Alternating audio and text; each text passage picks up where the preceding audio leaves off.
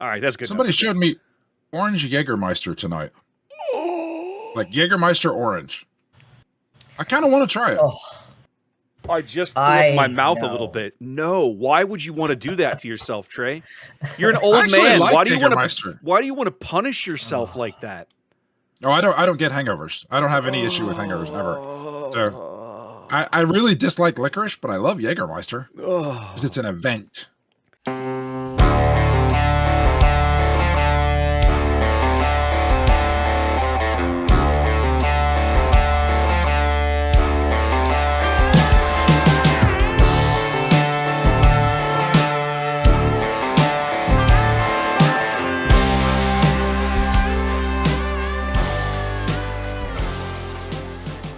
All right, welcome back, ladies and gentlemen, boys and girls, gamers of all ages. It's episode 16. Episode 16 of the On the Button podcast. My name's Wes. I'm here with my buddies Ian and Trey. Trey, how you doing tonight? Kind of tired, actually. I worked out twice today, so I'm kind of like not really run down. The brain is going. Look at But you. I went and lifted weights earlier, and then this evening, me and the wife played pickleball. It's, Nice. Yeah, so I'm sticky and sweaty, and well, I was. Now I'm not. You play pickleball on a tennis court, like a regular tennis court, right? It's like a smaller tennis court. Okay. I assume it originally started on one, but now that it's such a big deal, they have like their own courts. So like your fancy subdivision has dedicated pickleball courts now. Oh, the country club that I'm a member of. Oh, has excuse me. Oh, wow. Excuse me, sir. My bad. I'm so Yes. sorry. Yes. Peasants, bow before. Yes, sir. Well, today, ladies and gentlemen, we all learned something about Trey that we didn't know before. I'm better than you. Exactly right. See, and now you know, and knowing is half the battle, as they say.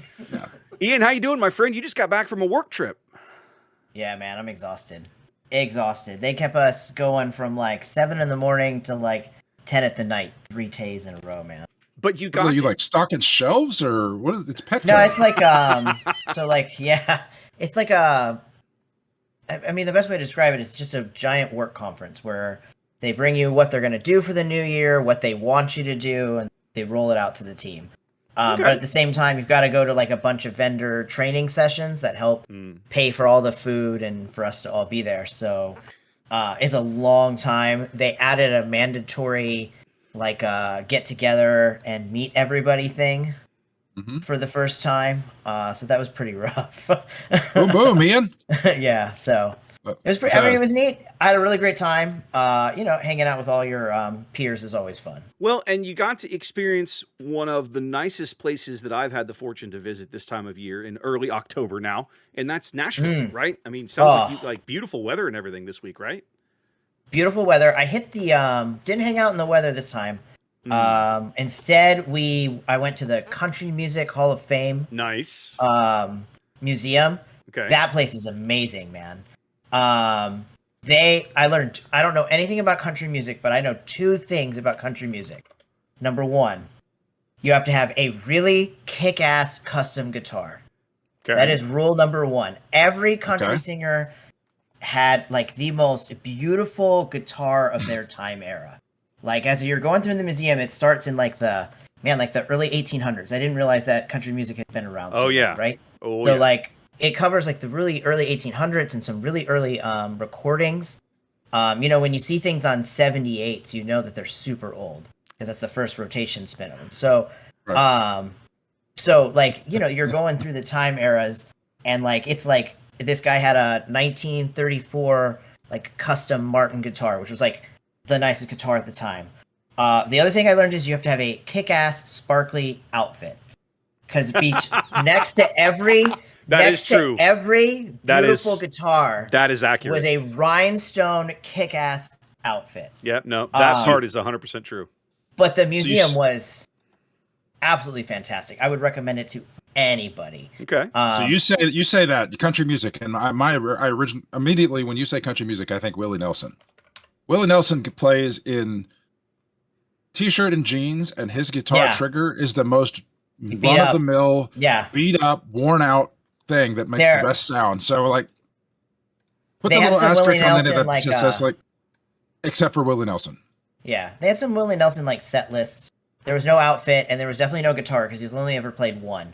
That might be the most valued guitar on the face of this planet, even though it is falling apart at this point. So, just because I'm curious, but I don't want to get too sidetracked out of this, but I have to ask, where were you in town for this convention? Were you at the Opryland Hotel? Oh, yeah, the Gaylord. That place is so amazing. It's so Yeah, cool. Oh my god, it is a maze though, bro. Yeah, I got lost every freaking day. It is, but man, I'll tell you straight up, one of the best things you can do is go see that place decorated at Christmas time. You thought Disney World looked awesome at Christmas? They were decorating as we left. Yeah. Yeah. The Opryland Hotel looks stunning at Christmas. The 1 year that I went to Vanderbilt, we had a couple of functions out there as a part of my ROTC unit or something. For some reason, I ended up out there at least once, if not twice. And I remember 17-year-old me was just blown away by this place. It was awesome. And that's 30 years ago. So I can only imagine what it looks like today. Well, guys, I can tell you that the garden inside is gorgeous. Oh yeah, the atrium and everything is just stunning. Beautiful. It's just stunning.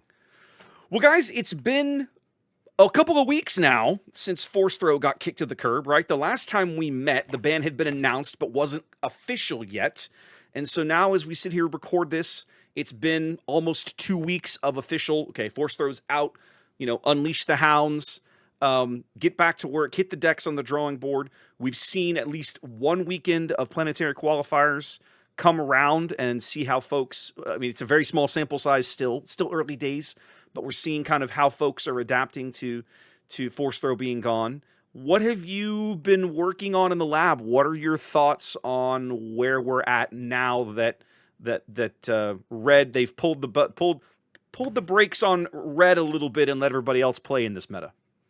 So this is where I feel like a little bit like a listener of this podcast, because I don't play in all that many tournaments, and you pay attention to this stuff way more than I do. So I'm sitting here with bated breath, waiting to hear what people are playing. I don't know. I build the decks. I didn't play in a whole lot of tournaments when it was when Force Throw was around, and so I just kind of build decks in my own little vacuum that I like tinkering with. And then it disappeared, and then I went, oh, okay, I'm gonna go play my decks again. And so I just don't get out and play as many tournaments as I would like to, and I don't go look at the results. So I haven't seen that much of a difference. I've seen that there's a difference that when I watch YouTube and I go through it, it's like, oh, this is the new deck that's working really well, but I haven't spent a lot of time looking at it.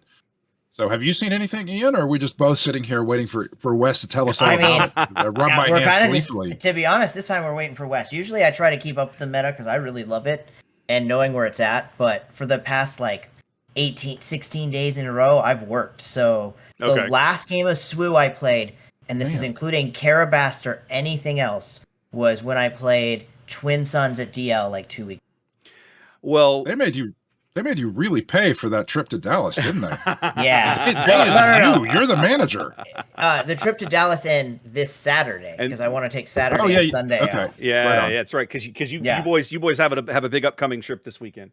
So yeah, I tend to keep up with these things, but I have also didn't really. I think the first time this past weekend was the first time that I played since Galactics, almost entirely.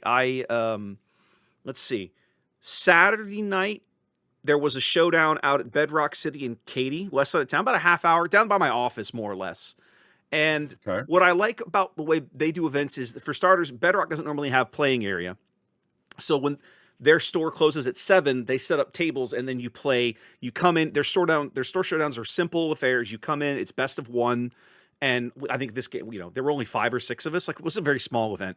So we played some games. It was me, Thomas, Jonathan Rodriguez, Baldeep was there, and then I'm missing one, and I cannot remember because I'm a terrible, horrible person. But anyway, they're just being insulted right now. They are, and they'll get over it. They can smack me upside the head later.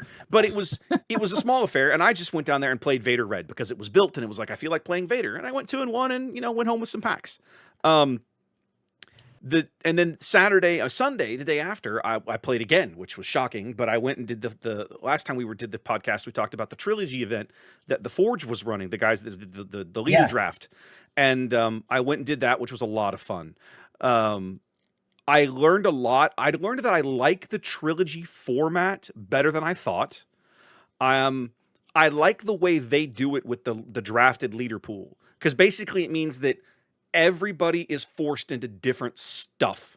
In other words, it's not just, hey, we all brought Sabine and Boba Datavolt and whatever, whatever the three hot meta things are right now. Because you're drafting your leaders, you're the only person on that leader. Nobody else can have it. And sometimes you can find yourself, if you want, you could draft a leader just because you don't want to fight it. You don't want to do it. You don't want to deal with it. So that was a lot of fun. I really liked that style of trilogy. But I also discovered that just the format itself is really interesting. Folks were having to adapt to, okay, I won a game with this deck. Now I have to put it away and grab the other one. Mm-hmm. And now it's a best of 2, and I have to win at least one game with my last remaining deck after I've won game 1. And that took a little while for some folks to kind of wrap their brain around. Really neat event, though. I can see that format being more popular as we get into next year, because at the moment, as I understand Trilogy, Trilogy does not have rotation. So Trilogy does share the ban list now, which we didn't do this past weekend. We didn't do that because we had drafted leaders before they announced the Trilogy ban list thing. And that is something they've announced actually since we recorded last, now that I think about it. But they are going to align the ban list in Trilogy with the ban list in Premiere. Thumbs up. That's Thumbs good. up. That's going to get a lot of people involved. I know you don't like this, Ian, but that was most people's biggest complaint. They didn't want to try it because it's like, if it's abusive over here, why is it magically okay over here? This makes no sense. Right. Right. So I understand it. I agreed, and so I like that. And then I think, but also as we go into I guess technically year 3 of the game, it will open up people to go back into their older binders. Right? And in Premiere, I won't be able to grab my old Vader showcase from set 1 or my old Sabine. I won't be able to play Sabine in Premiere anymore, but I can play Sabine in Trilogy. And I think that'll be interesting because you'll find folks that'll want to do that. And I think that'll give that format a bit of a leg up. That's really interesting to me, though. I think I like the idea of the Eternal format. The way it's always done in other things is just, the one we play is Site 2 or Standard or Premiere, like we have here. And then like the original where you can play everything is always just, okay, it's the same exact thing. You just play everything. It would be really interesting if this is how they chose to implement the Eternal format of 1v1, is it was only supported one was trilogies. That would be really cool. I don't think they're going to do that. They haven't said, we don't know, but I suspect they will announce just a straight up Eternal Premiere format when the time comes. I believe that they will, but we don't know. I will see. So I am really interested in the trilogies format. One, I'm a deck builder, as I've said before, my enjoyment of this game comes from, in addition to just winning, I like winning with my creations. So it's an expression of creativity through that. And this is a new, more restrictive, more challenging deck building experiment. Yes. And also it weeds out a lot of the spike players, the guys who just, what is the best thing? I'm going to choose that, and I'm going to get as good as possible with this. And I never have to think about like what I'm going to build a deck. Anything else but playing the deck. And it's a perfectly valid way to play, and I don't begrudge them playing that way, but it pushes me out of being able to play at higher level competitions because I don't have the time or the interest to be able to put that much effort into it. And so I really like this idea. You would have been I like it from the go. I like Trilogy from the opponent aspect too. Like I like exiling somebody's deck. Like if I sit down across from you, Trey, and you've got like a Palp yellow or a Palp blue, I'm gonna be like, bye Palp, bye, because I know you can just close your eyes, pilot that to a victory, right? Sit down from Wes, and he's playing Kylo Tarkentown. No. I'm not dealing with that stupid thing today. I played it once at DL, and I sat across from Chris, and Chris has been playing. He's been really into. I think it was like Third Sister. Yes, what he's really into. He's really been hitting Third Sister. We sat down to play Trilogy, and I was like, "No, Third. Put her away." Like, I know you can pilot that thing. I've seen you just fly with it, so you can just put that aside, and we'll play some other stuff. You guys, it's funny. We're kind of skipping ahead in terms of segments here. But you guys would have been so proud of me. I actually built Hard Control. No. Really? Yes, sir. I built Iden Data Vault. I drafted Iden specifically so that I would force myself to do this. I built the deck. I played it twice, and I learned. I learned a lot in 2 games. I learned I have a lot to learn about playing control. I had a win and a loss with it, and the loss was not particularly close.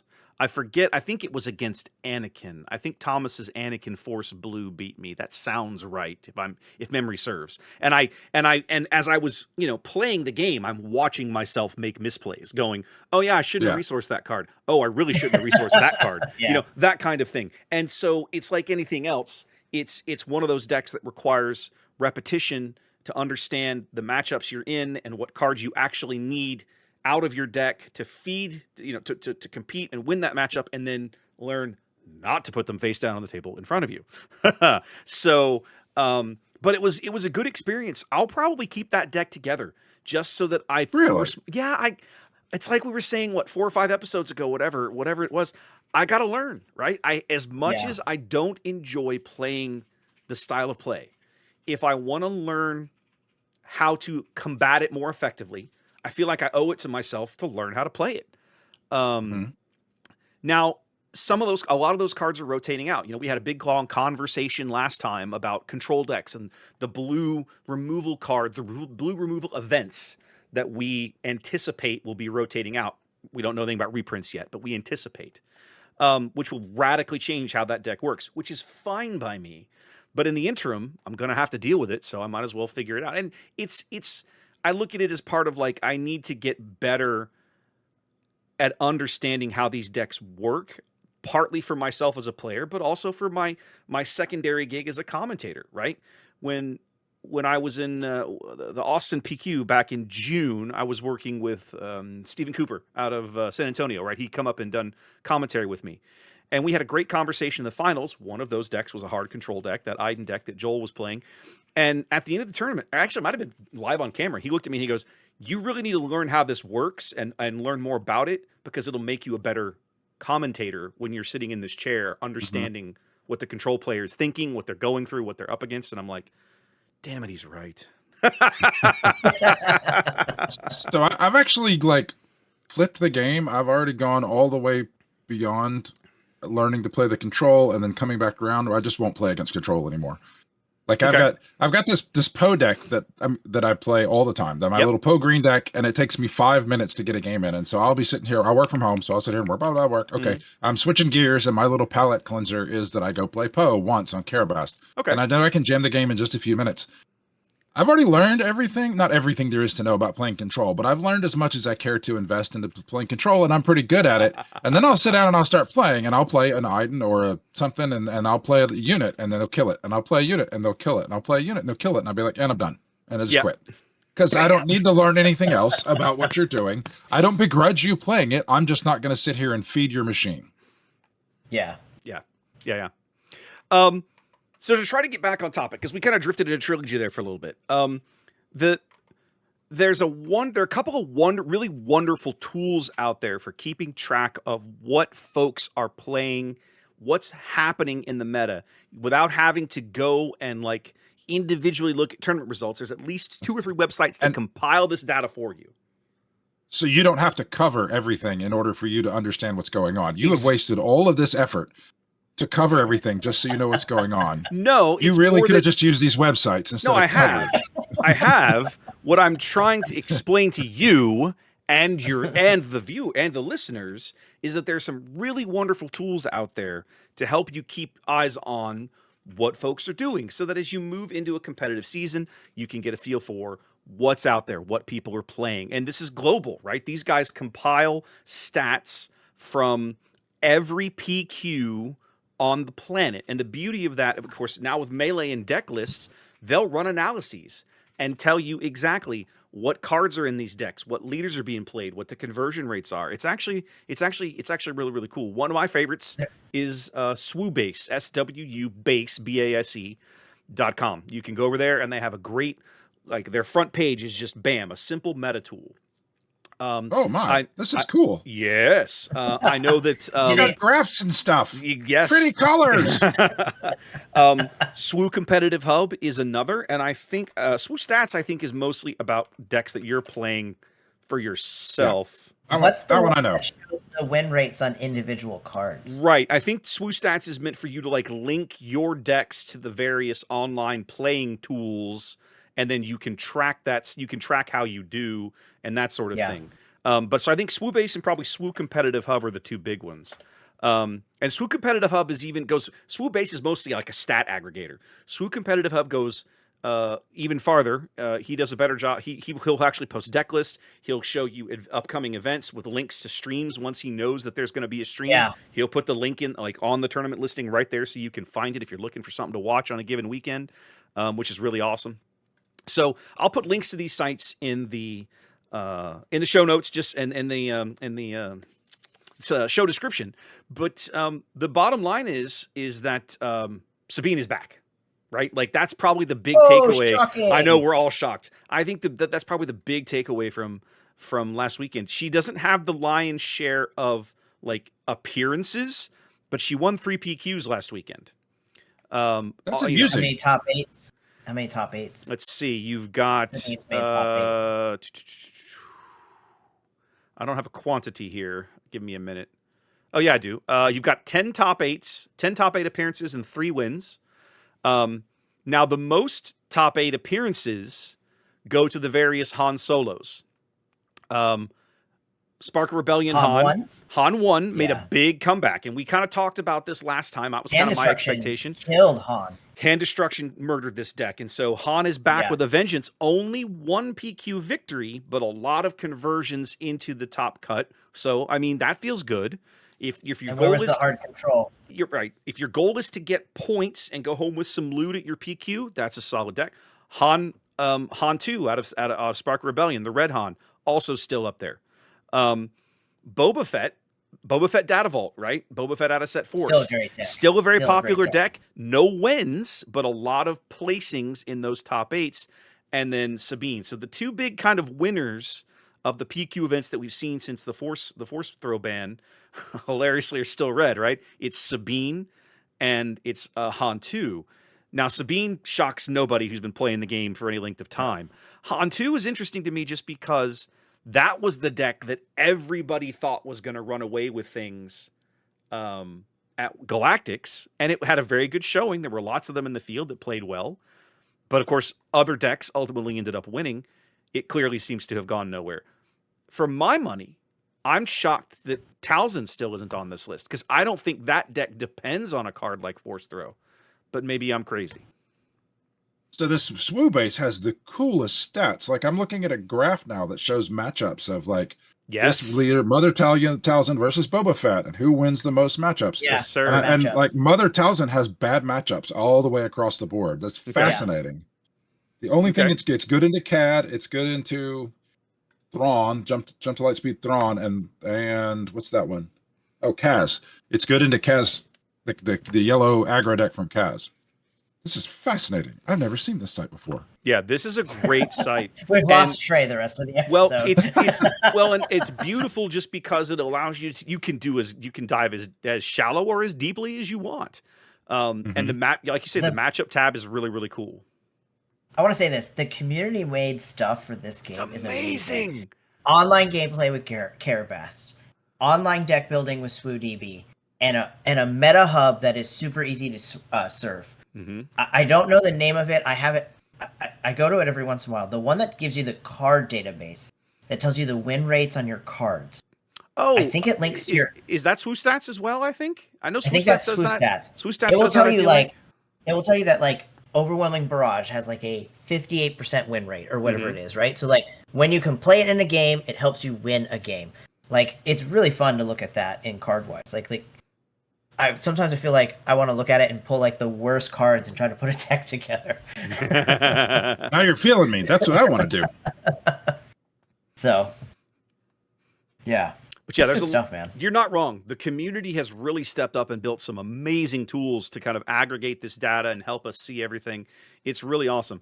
I think for me, shout out to all of them, man. They're absolutely amazing. huge shout out. So many great tools. I think for my money right now, the takeaway is things haven't settled just yet, but the decks you kind of expect to see are still out there. Now, the one outlier on this list that really shocked the hell out of me is JTL Vader. Right? The Vader TIE Swarm, still very popular. Lots of people playing it. Very few people having any success with it. Barely a 40%. I was just looking at that. A 40% win rate out of JTL Vader. And I don't know if it's because folks are now all sideboarding in bombing run and they're just ready for this. I don't know, but they're really all surprised playing me. red.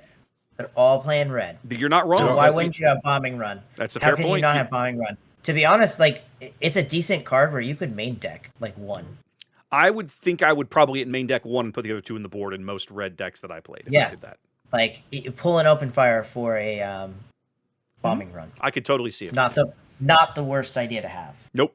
There's a lot of stuff in space that people are playing that has Sentinel. So like if I've got a handful of decks that I've been playing. I got some of them are blue and they have that Mandalorian fighter that has Sentinel. I played a game earlier today with my Poe deck, which is super aggressive. I played against Vader. The game actually went long. All I did was play, and I can't remember any names. The 2/6 space unit was Sentinel from the first step. Bright Hope. I threw that down, and he just had nothing. I stopped his entire deck by playing Bright Hope, and then I drew a second one. So after he spent the whole game working through this one Bright Hope that eventually I think I put Chewbacca on to make it bigger. And then he killed it. I threw another one down, and he just lost immediately. Anyways, great tools. If you're out there working PQs, use them and see what folks are up to. And maybe if you're struggling for deck ideas, that's a great place to look. So yeah. I feel like we've probably already covered the trilogy portion of the show. We kind of skipped ahead a little bit there. Yeah, we did get lost in that for a minute, just talking about, I actually got to play the game, and this is what I played. I will say I haven't been to DL in like a month, like locally, and I know they did draft this week, and I was thinking about going, and I just haven't. I'm leaving tomorrow to go. We're driving to Lubbock tomorrow to cover the PQ out there. Let's see, what's the current registration? It was like 28 last I checked. Are we still at 28? Isn't there like a sector this week? 30 now. There is a sector in Portland this weekend. And I think actually, it was over there on Swoobase now that I think about it. So there's a sector in Portland this weekend. Next weekend, there's a sector in Philadelphia. That's the sealed limited event sector. And then that same weekend in Bilbao, Spain, is the big European regional that will have both a sealed event and a constructed event. That'll be fun. Yeah. Regionals are now 3 days. So it's Friday, Saturday, Sunday. Friday, Saturday is the sealed. Saturday, Sunday is the constructed, which I think is really, really cool. I'm looking forward to hopefully, fingers crossed, covering one of those over the winter. Oh, did you guys see that they had put a stream on the schedule at the end of the month, 29th of October? They're going to announce dates for the next wave of sectors, regionals, and planetary qualifiers. So before the set drops this time. Yes, sir. Yeah. So we're going to have all of those dates before the next set actually even goes to pre-release, which is, for me, a big deal because I'll be able to hopefully plan some trips. Yes. Plan some trips and go to some events. So fingers crossed. I'm excited for that. I finally pulled myself away from Swoobase tab so I can participate in this conversation again. Trey has just been... I clicked back over to our show notes, and I'm locked in until it grabs my attention again. We need the numbers meme of Zach Galifianakis just losing his mind with the numbers and everything. Ian, you had some notes in here talking about deck building engines. Talk to me about your thoughts here, because I'm curious. Hang on a minute. I think sometimes that Trey and I, because we've been playing TCGs for so long, take certain things for granted. So with 100%. With that said, please 100%. expound upon the topic that you've chosen here for a little bit. So Trey and I have been working on a Luke Skywalker deck, trying to make this garbage leader work. Trey has figured out because he's a well. I'll be 100% honest. Trey has figured out because he's a better player than I am, how to play a Luke Skywalker deck that actually holds up mid ground. Right? Mm-hmm. It's not fantastic, but it can win. I've won games before Force Throw was canceled. I've won games against Quinlan. I've won games against Boba Data Vault. Like, you can win games with it. The problem is that I really struggled with figuring out how to play it until we were sitting down and he was coaching me. Let's just be 100% honest. He's literally over my shoulder and I'm asking him a question about, do I resource this? Do I play this? 100% coaching me. You're not actually playing it. He's just playing it and you're the hands at the table. A little bit, No, yeah, but- to get I'm started. explaining Yeah, myself to him while I do it. Like, this is Why he's why doing you're it, doing right? this. And as I'm resourcing, he points to an Arc Wing and a Yoda in my hand because I'm like, oh, I think I want to resource the Yoda for whatever other card I wanted to keep. And he's like, no, you need to keep those and get the engine started. And that had never even like been a word that I had incorporated into understanding of games. Okay. And as soon as he said that to me, ever since he said that to me, it's made sense. I needed to get my restore engine going, right? I've been building decks based on combos and not always really a really thorough theme, right? I build around leaders and combos. Like, what combos can I get with the leaders and what, leaders can I get to pull off fancy combos? When he said engine, it like clicked for me. And the deck that Trey built has several engines in it, right? It's got a restore engine. It's got a Ahsoka's like T-34 ship that you put Protector on and Page Tico on. And basically you have to smash into it, it gets stronger, it attacks, it gets stronger. And it becomes a unit that's like, unless you rivals fall it, it's very difficult to kill.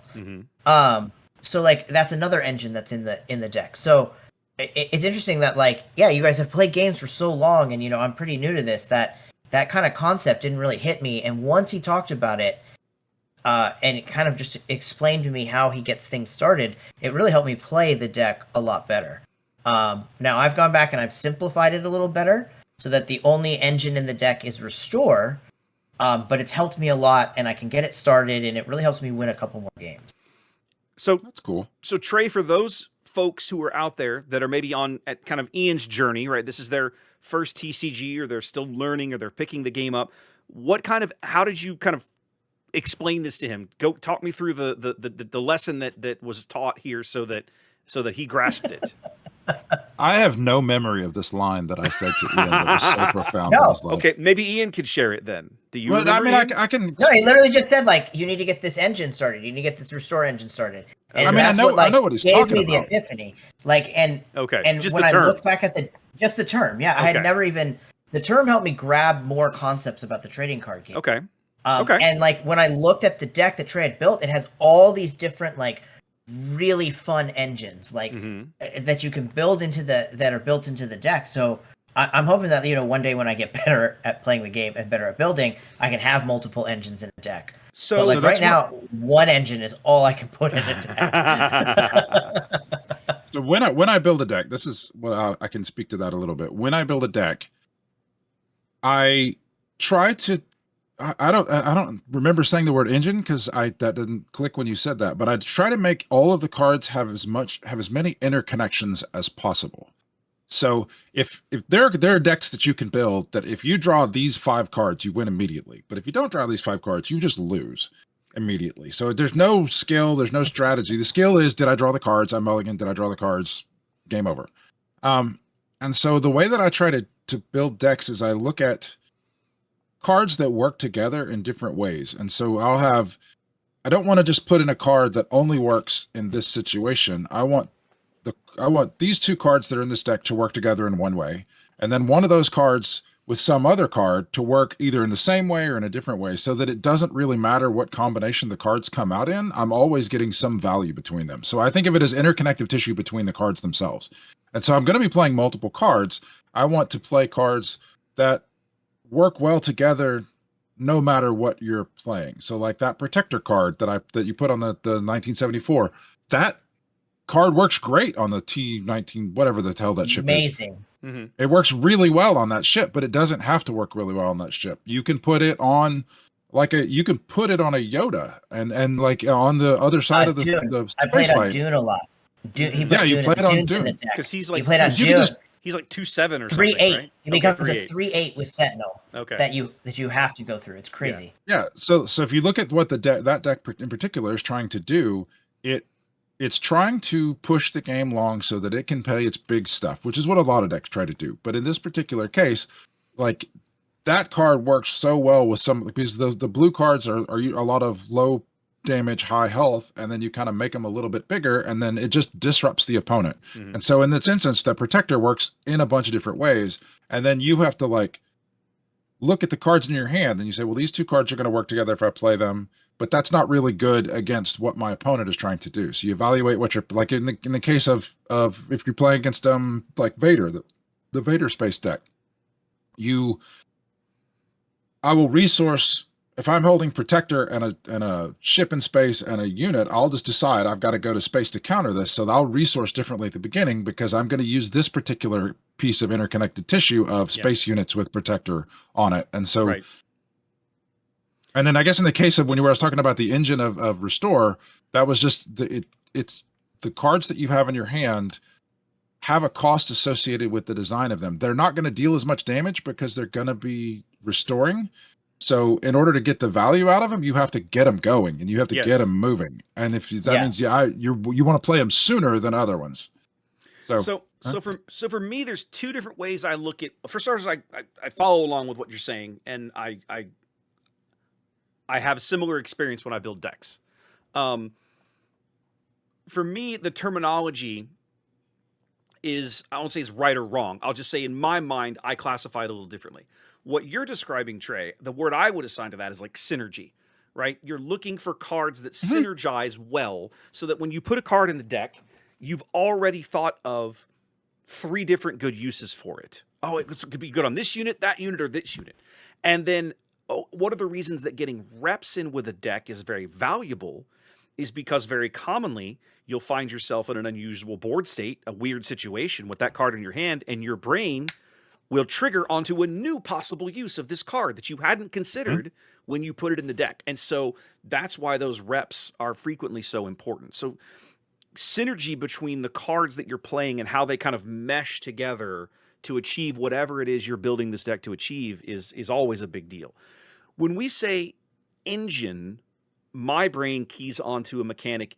Let's go back to your JTL Vader idea. To me, that is an engine, right? Because it's more the goal of that deck, especially in the early game, the first turn or two, is to set it up so that I'm always able to trigger Vader's unit ability. Every single turn, I've got enough regular, non-token fighters on the board that I can attack with at least one of them and tap Vader, and the TIE Factory spits out a TIE fighter. That's kind of the way. That's why that deck plays so many 1-drops. It wants to go wide as quickly as possible so that my opponent can't shut down my TIE Factory, my TIE generation engine. Calling it a restore engine is also, in my mind, a very valid thing. The way Ian's describing it in his blue deck, I look at restore as exactly that in this game.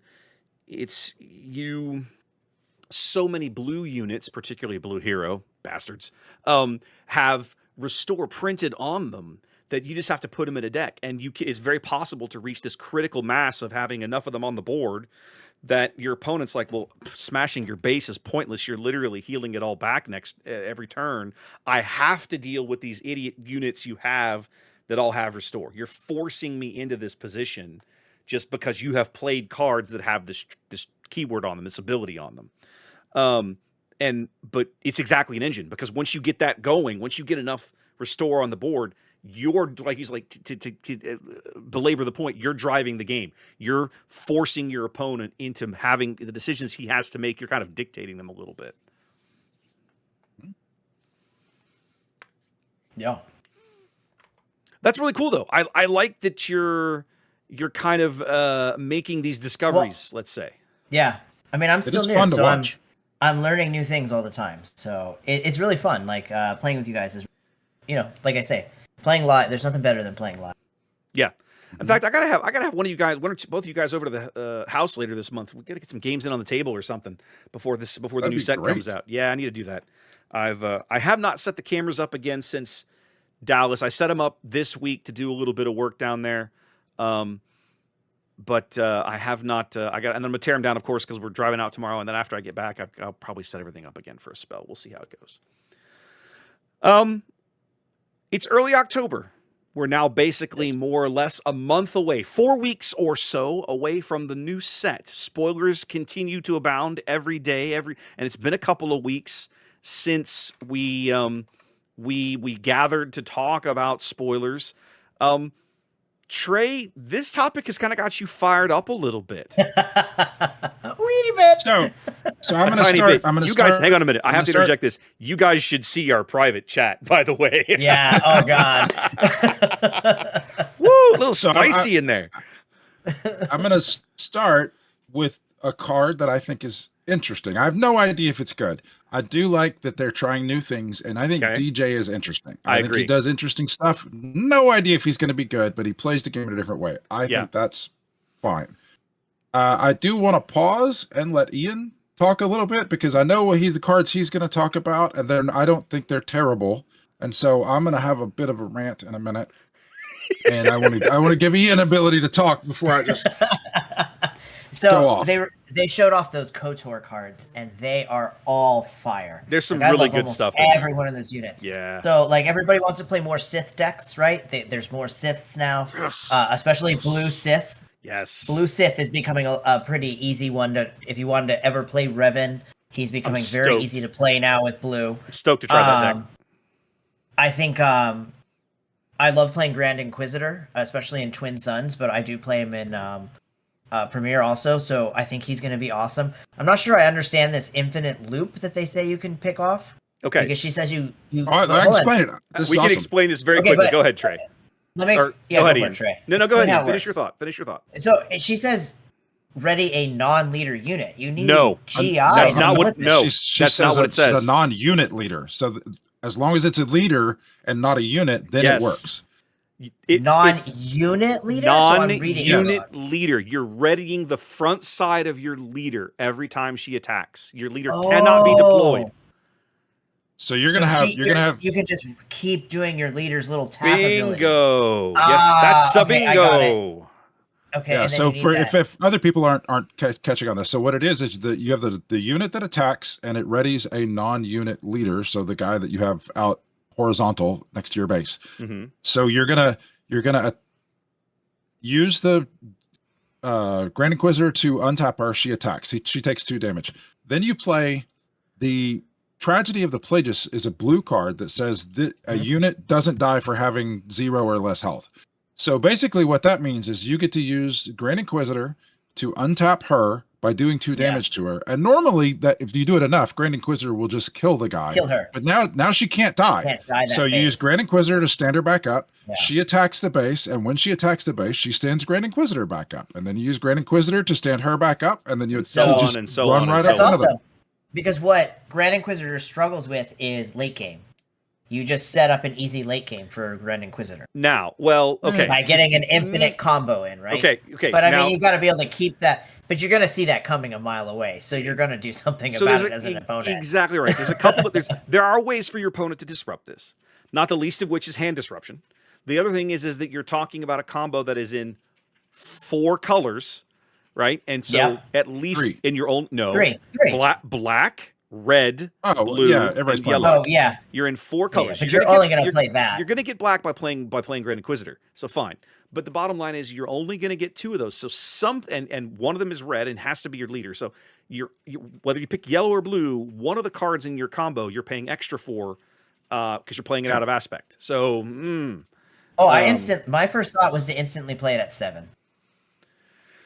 and see, Yeah, I agree. I think there's a valid That case was my first thought. because if That memory was my serves, first thought in my head. the card that we're talking about, the unit we're talking about is Darth Trey. And if memory serves, Darth Trey only costs, she's yellow, black, and she costs 3. She costs 3. So if you, in my mind, the quote unquote right way to do this is to try to set it up. You play Grand Inquisitor blue and try to set it up so that on that 5 or 6 resource round that maybe you can pull this off, in my opinion. Now, okay, so like I play Grand Inquisitor a lot. You want to play win yellow by though, 5. don't you? Yeah, I play yellow, but this is what I'm saying. You want to win 5-6. 5-6 resource phases you have to win. If you don't win there, then playing that Plagueis card at 7 gives you an end game. Okay, I think I see where you're going. That's my thought on it. I see where you're going with but, that. Okay. I mean, it seems hard to pull off. Somebody will try it. I guarantee somebody will try it. It will happen occasionally, for sure. It will. It will. It'll happen. It'll be curious to see if folks can pull that off. Okay, so we talked. So there was all that conversation. What else, Ian? Oh, that's it. And I think DJ looks fun too. Okay. I like the idea of stacking your units underneath, flipping DJ. It is interesting. And getting double value for your units, right? Because you're. Go ahead. No, go ahead. So like getting double value for units on his flip side when he flips on 6. Mm-hmm. I think that's kind of interesting. Mechanically, I don't want to be the judge that has to explain how that card works to people. It's going to take people. That one and Trey are going to break people because almost 50% of the people that I've spoken to, just like you, Ian, misread Darth Trey the first time that they read the card. So as soon as you explain it to me, I'm just in my mind, I'm automatically reading it backward. Exactly. As soon as you said it, I went and looked at it and I went, oh shit, like I just interpreted it wrong. Right, because exactly. every other card has said the exact opposite. So Trey, let's circle back to you. You kind of passed the ball off to Ian there so he could have his This is fun. I can't wait for this. Let's swing the pendulum back the other way. You thought DJ was interesting, but is that where it ends? You're muted. When I lose, no, you're not. Okay, there we go. No, I'm not. I'm drawing a deep breath. Okay. When I lose this game, I like to play it. I think I'm pretty good at it, but I definitely lose. And sure. A lot of times I lose because the cards came out in a certain way, but I make mistakes on occasion. And if I lose because I made a mistake, it is almost always the same sequence of events. It is. I will go deep into the tank and I will think and how am I going to play this? What sequence of plays do I have coming up that is going to give me the best opportunity to win this game? And I will plan, all right, I have these 2 resources. I'm going to do this. And then when I do that, that's going to set me up for this. And then they're going to do this. And then I'll develop this chain of things that I think is going to happen. And the mistake that I make is that I will go so deep in the tank in that moment that I will completely forget whatever I used for the first step in that link. First link in the chain. Okay. The first link in the chain, I will forget about it. And then I will make some play. And then I'll get to the end in my thought process. I'll get to the end of that thought process and I'll be like, or I could just do this. Because I have these 2 resources. I can just do, and then I'll do that real quick. And then I'll be like, oh crap. I totally forgot that I needed to set up this sequence of plays by doing this other thing first. And then I'm too far behind and I lose. So I will, the point of that story is that I will go down this logical series of steps of I'm going to do this, and then I'm going to do this, and then I'm going to do this and this. And then I will try to remember the first thing, or I'll just do the thing that I think I'm supposed to do next and realize I have completely forgotten that first step. Okay. And that sequence of going down this is going to happen, and then this is going to happen, and this is going to happen. That is how I feel like these cards are being designed. And I feel like in the new set, I feel like they've gone 2 steps too far in how they think these cards are going to use. They've gone the example that I'm thinking of here, and this is my favorite card in the set. My favorite card in the set right now is 1 in a million. Oh God. 1 in a million. Unplayable. This is a rare. You're going to open up, you're going to invest your hard-earned $4.99 plus tax, and you're going to get a shiny booster pack, and you're going to be excited, and you're going to crack this booster pack open. And you're going to be like, oh, look at this. Did I get any hyperspace? No, I didn't get any hyperspace cards. Oh, there's a foil. Okay, that's okay, foil. And then you're going to look at your rare, and you're going to see 1 in a million. And it is the worst feel bad. And the reason it's the worst feel bad is it's going to feel worse than a base. A base is at least playable. Yeah. So this card says this card cannot be played from your hand. So you just can't play this card from your hand. It has to be resourced. So that's one thing. So when you see what this card does in a minute, you can understand why, oh, you can't play this card from your hand. That makes sense. It says it has plot. So that means that you're going to play it as a resource. It's only going to play when you flip your leader. So you're going to flip your leader. And then with plot, you can play this, and it costs 1. So it's great. It says defeat a unit, which is awesome. If I had a plot that said the card that I can't play this from my hand, so I put it down, plot, flip it up, pay a couple of resources, pay it cheaper because I can't play it from my hand, and then boom, I kill a unit. That's awesome. That's going to make a lot of decks. With power and remaining hit points, both equal to the number of ready resources you control. So it doesn't hit anything that starts as like a 2/4. All of these 2/4s they're printing. It doesn't hit any of those. It has to. If it can hit a 2/4 if you've already done 2 damage to it. It is, and you have to remember that you're spending a resource for this, so that can't count as one of the resources that you have ready to, because you're going to shoot. I flip somebody at 4, and then I pay this for a 1, and I'm going to kill your 4/4. No, you're not, because you only have 3 ready resources now. It feels like that. And the name 1 in a million is actually pretty accurate to this. Like, it's never going to, if you pull this off, it's amazing. It's amazing. But the thing is it's never going to go in any deck because there's limited space in a deck. And I mean, somebody will put this in a deck, but it's never going to go into a serious competitive deck because nobody's going to put a serious competitive card like this in a serious deck that's trying to actually win the game. And so I feel like there are a lot of cards like this in this set. And so I'm getting very much a Twilight of the Republic 2.0 or second version, or the cards in this set, there are some good ones. They've released some okay ones, but I feel like it's going to be very Twilight of the Republic, the next version. And I'm afraid that it's going to, I'm not afraid. This set is going to damage the game. And if you remember last year, the game came out and it was gangbusters. Mm-hmm. It was so good that people there were not enough cards to satisfy demand, and that drove some people off. But then Shadows came out and it was good. And so we recovered from the few people running off and it was going up. And then Twilight came out and the game was abandoned in droves. Bro, it was empty. Our local, that was our lowest it was empty. Point at DL. Yeah. There'd be like 4 or 5 of us every week. It was rough. It was rough. And if you remember, only time nobody showed up to draft either. Like, that was really yeah. And if you remember, there was an article in June where he was like, yeah, that set was a miss. And here's why it was a miss. And they talked about all the lessons that they learned from it. And so they made them all again. It's not this is not an opinion of mine, is that Twilight drove people away. This is an established fact that the people at the company have acknowledged, is that Twilight drove people away from the game. Well, then Jump to Lightspeed came out and was like, this is the greatest set ever. It was and really everybody started piling back in. JTL was a great set. It was a great set. And then Legend of the Force came in and it was I don't think it's as good as Jump to Lightspeed, but it was another aspect. It was another way to attack the things that people like about Star Wars. Not everybody likes spaceships, but that's not all they like. Some people also like space wizards. And so they did a decent job of making a space wizard set. And so the game has been growing after the setback of Twilight. The game came back. It's a good enough game. People gave it another shot. Jump to Lightspeed grew it. Legend of the Force grew it some more. And now, from the theme of this set, I don't know who thinks that these things are fun. People do not watch Star Wars. Those are my favorite characters. Officials and politics and intrigue. Like, so, I mean, yeah, they can be minor themes because they're in Star Wars, but to make a whole set that way and then to design cards that are just this uninspiring. I'm more concerned about the latter than the former, because in my opinion, good gameplay triumphs bad theme, right? Yeah. If I don't like if I don't like how the cards are themed, but they're good cards or they're fun to play with or they're interesting mechanically, I can usually look at it and go, nah, I'll survive because it's fun to play. The game is interesting, right? 100% agree, but they're not. I'm with you, right? I share the same fears based on the cards that we've seen. I'm sitting here looking at SWDB right now, okay?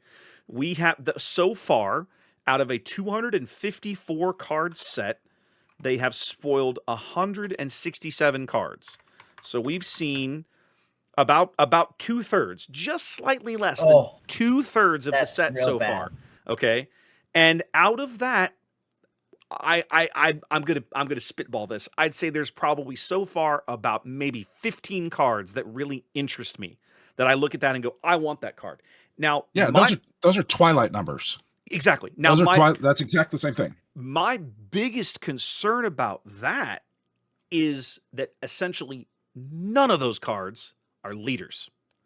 Leaders drive the game. They drive deck construction. Sometimes it's because it's a popular character. So I really want to play Vader. That's me. I'm a Vader sucker, right? Some people really want to play Hera or Wedge or whoever, their favorite character. Great. But more commonly, leaders that are strong or have good mechanics or interesting mechanics or good benefits or good flip sides even. Sometimes even if the front side is just kind of mediocre, if you flip the guy and he's a banger leader on the unit side, then that's also a good card in many people's minds. Okay. But right now, I'm looking at the list where there are 14 of the 18 leaders spoiled. We're missing 1 command villainy, 1 cunning villainy, 1 aggro hero, and then something at the end, right? We don't know what leader number. Is it 18? No, this is 18. I think it's 17. We don't know what leader 17 is. So there's something at the end between Padme and DJ. Could be yellow, could be regular hero. We don't know. Something down there. This could be wild card. So there's 4 leaders left. 14 leaders. How many of these have I gone, oh, I can't wait to build a deck around that? 1. Almost none of them. I want to try DJ. Sounds like a cool mechanic to try. It took until this week that I saw people they looked at DJ and Bale. Bale Organa got spoiled this week. And both of those are interesting enough that people were like, okay, just like Trey said earlier, I don't know if this is going to be good, but it's at least interesting. Mechanically, it's different. Mechanically, it provides something that we haven't seen before, or it's exploring new ground. I've said before, one of my frustrations with leader design is so many of them, it's the consistent, you hit resource X, epic action, leader comes out, leader does his thing, leader dies, you get your 1 deploy, you're done. Where are the leaders that that can hit the board more than once? And out of 100, when this set comes out, we're going to have 108 leaders in the game. And at this point, with only 4 unspoiled, only 3 of them are mechanically different, right? It's going to be Trench, Bale, and Chancellor Palpatine from set 3, who has no unit side. He just does that little Sidious Palpatine dance between the 2 of them. Yeah. And of those 3, none of them have really caught on. And I look at this and go, is that a failure of design or a failure of the mechanic? I'm not sure if I have an answer, but I feel like there's still plenty of room to be exploring leaders that you pay some different cost for and can repeatedly hit the board, even if they're weak. A guy like Cal Kestis out of this current set, right? A 3/4 weenie, essentially, right? Mm-hmm. He's going to hit the board, he's going to die, and you're never going to see him again. Wouldn't that have been interesting if maybe he had some kind of cool ability where every time you spent the force token, I don't know, when you spent your force, like you could spend your force token to deploy him, and he was a 2/4 or something. So he's a weakling, but he can come out repeatedly for a fairly hefty cost. That force token is not a joke, not easy to get. I don't know. I'm just spitballing here, but I'm like, that sounds way more fun. It's if nothing else, it's different, and it feels like they've fallen into this extreme rut with leader design. How many leaders in this set we can go, oh, that's a new Leia? Like Yularen, we all said it a few weeks ago. Oh, Yularen and Leia are basically the same card. Like slight differences, but basically functionally the same. Even in the stats department, they both flip on 5. They both have 6 health. Yada yada yada. Right? That's why Bale and DJ stand out, because mechanically they're doing something very different, very interesting. And either that or they're so oddly specific, bizarrely so. Like this new Leia. That's the one that gets me. That card is so bad. It's so hyper specific. It does something that's okay. Okay, you can have an experience token, but you have to do this super specific thing within this crazy narrow range. Put that card next to Snoke and explain to me why Snoke is actually decent, like he's playable, and why this Leia card isn't. Like, I don't understand. Why did you even make this thing? Yeah. Are you talking the Leia from Battle from Hoth or whatever it is? No. The Leia Organa that they spoiled. She's from one of the books, right? This is between the leader? Yeah, the leader, the new blue hero Leia. She says her front side, as an action, spend 1, disclose, a card that with a non-villainy aspect, essentially, okay? Disclose one of the non-villain aspects. If you do, give an experience token to a unit that doesn't share an aspect with the card you disclosed. Well, what This is kind that extra nerf thing. Yes, This exactly. is that That's extra exactly nerf what it thing is. that they That's do exactly what over it and is. over and over. They're and it terrified of ruins their so own many cards. They're terrified of their own cards. I don't understand this game. I think they need to take more risks and just Yes. ban cards. If they've shown that, like, if it's not working in the meta, they ban it, right? They just take more risk. If it's broken, ban it. Anyway, in this example, if you just to look at the design of this card, if you take the one resource cost off of this, and it's just tap, disclose this. Free, now it's interesting. Now it's interesting. If you take the doesn't share the whole limit of that last sentence. Yeah. Well, you just take like the disclose one of these cards off. Just say pay one, tap, give a unit that doesn't share an aspect with Leia. Yes. +1/+1 talent. That would be great. That would be interesting. Oh! There are so many ways to make this card, but would they added Yes. that one extra bit on there, and they do this over and over and over. And yeah, that one extra nerf. How many times have we had that conversation? They get through testing, and it's like, this card might still be good. Let's nerf it one last time. They've said it themselves. This was something that they talked about. And you go back and read the article about the missteps they made in Twilight. One last nerf, and we're still seeing it in set 6. How have they not learned this lesson? So when they talked about this game before it came out, one of the things that, because remember, if you guys remember, they had to work really hard to sell us that this was not going to be yet another game they abandoned. And one of their things that they said was, we've already designed this many sets. And I think it was like 9 or something. Like they were working on set 9. Yeah. And at the time, I thought, well, that's cool. It's going to be weird. I thought it might have a little bit of problem because maybe there might be things that were powerful that they didn't see. And so they were going to have to ban some things, and they were already so far down there, they couldn't fix them. I did not think it would be, I would be just like waiting and chomping at the bit to get to the end of the sets that they designed ahead of time. Yes. So that they could learn some of their own lessons and design better cards. Yeah. And I find that very frustrating. The one thing that gives me a little bit of hope. When we were at Galactics, I talked to several different staffers over the course of the weekend as we ran into people. I got to go to the VIP breakfast because I had the VIP badge, and I sat at the table with John Leo for breakfast. Now, I mostly kept my mouth shut. A whole bunch of other people were there asking, just drowning him in questions. But eventually, there was a lull in the conversation. And the biggest question I had for him is, of all the stuff you guys have worked on, what set are you looking forward to the most? And without missing a beat, without having to even think about it, he just looks at me and goes, set 7. Set 7 is probably, I forget how he phrased it, but he's like, that's the one that we cannot wait to put in y'all's hands. And that gives me some hope.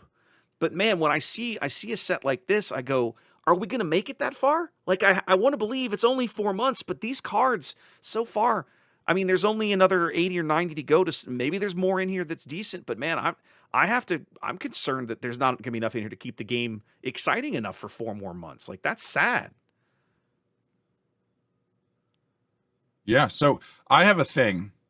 I'm usually pretty positive. I look for I don't internalize whatever the negative thing is. I will say, like, this is where they screwed up, but I also try to like find the way around it I'm still going to have fun with it doing other stuff. So even though I will say like this is wrong, it's once I decide something is bad though, I root hard against the people that I have invested time in. So and I have a reason for it. Because I think mediocrity breeds more mediocrity. And so if something needs to change, I want it to fail spectacularly and hard so that somebody else sees that it needs to change. So like if my football team is whatever I'm watching is just cruising along and winning some games and losing some games and they're kind of in the mediocrity, I don't want that. I start rooting for them to just get embarrassed. I mean, this is the team I like, and I want them to get embarrassed over and over and over so that whoever makes the decisions sees that this is embarrassing and shoots for something higher. So I don't want to just harp on something, but I feel like I'm approaching the point where I'm going to start rooting super hard for this game to get embarrassed by the level of the extra nerf. I don't know. I'm beginning to reach a point where I'm going to run out of things to say other than Woof, I'm concerned. I want to be wrong. I so desperately want to be wrong. But dear Lord, I just look at some of these sets. Do you remember, Trey? And Ian, I apologize. Go ahead. You know what? It comes down to this though. Like you said, they have like 70, 80 cards left to show. Every other card's gonna have to be a banger. Like you're just gonna have to be like, that card's amazing. That card's amazing. Yeah. And I just don't see that happening at this point. Like, I mean, I don't know. Trey, do you remember? We went through a similar cycle with Destiny. Do you remember this? The first set of Destiny came out and it was really good. And then for like the next 4 to 5 sets, they just felt super weak. And it wasn't until we got back into like year 3 of the game that suddenly it was like they found their legs and were designing good cards again. You remember that cycle? I very much remember that, yeah. I feel like we're going through that again. And it irritates me. Like, come on, guys. Didn't you learn this 5, 10 years ago, whatever it was when Destiny was out? 8 years ago, whatever it was? Nope. Yeah. Yeah. I don't know. I guess we'll have to see. I desperately want to be wrong. And I'm with you, Ian. The KOTOR stuff they spoiled this week, I am super stoked for. Awesome. Yeah, I'm super stoked for. I can't wait to try Revan Blue with the new toys. I think the Dryden Voss they spoiled this week is really interesting. That's a neat looking card. You don't like that one? No, I don't. I think they nerfed it once too many. Like, I think it could have been a neat card. I like the idea of how they built the card, but as a 2 damage card, I don't think it's any good. I think you have to work super extra hard to squeeze a tiny bit of extra value out of it. If it was a 3 health one, that would make perfect sense to me. If it dealt 3 damage that you could then double, I feel like you have to work way too hard to get the tiniest sliver of advantage out of it. I think that's a card that people are gonna latch onto in certain decks, and it's absolutely like that's a card that GI can't wait to play as an example, right? So that's a card that's gonna absolutely see play. I mean, you may not like it, but I'm telling you right now, it's gonna get played, and people are gonna surprise attack him for played. People are gonna surprise attack him for 10 and find other ways to ready him and whatever else. Like it's 100% gonna be a thing. Because that's the thing. You can. Look at this in a GI deck. Anyway, it can be done. It's going to be interesting. You can use GI and it doesn't become special. It just becomes average. GI untapping him makes him become average. Okay. I disagree. I disagree on that one. Because if he said straight up he couldn't ready, I would agree with you. But what he says is he can't ready during the regroup phase. So if you've got a different way to ready him, even something as simple as keep fighting, the keep fighting event lets you ready him, right? So now you're just attacking with a 4/4. Well, admittedly, that's not amazing. I mean, you really want to. That's the part I'm bitching about. No, you're doing all that work to just attack with a 4/4. That's fair. That's why if you're going to put all that work in, it should be better than what an average card is. Okay, that's reasonable. I'll give you that one. I'll align with you there. Well, guys, it's been about an hour. We probably need to hang it up here. I hate ending on such a down note, but I mean, it's like we keep saying, I want so desperately for the game to be great, and it feels like sometimes FFG doesn't share that vision, and it irritates me. We'll be back in 2 weeks, and hopefully we're talking about how many bangers they dropped in the last 2 weeks. How excited we are for this set. Happy. Nothing would make me happy. Really hoping for. Nothing. I would love that so much. Yes, that's what's gonna happen. Positivity. We got to think it into existence. Oh my goodness gracious! All right, guys. Well, any closing thoughts here before we wrap it up? I got nothing. Okay. I mean, I've already moved on. It's football time now. I'm headed out. All right. Well, ladies and gentlemen, thanks for tuning in. Appreciate you guys hanging with us. Throw us a like, subscribe, follow, whatever it is on whatever platform that you're enjoying the content on. Thanks for being here. Have a good one, and we'll see you again in a couple of weeks.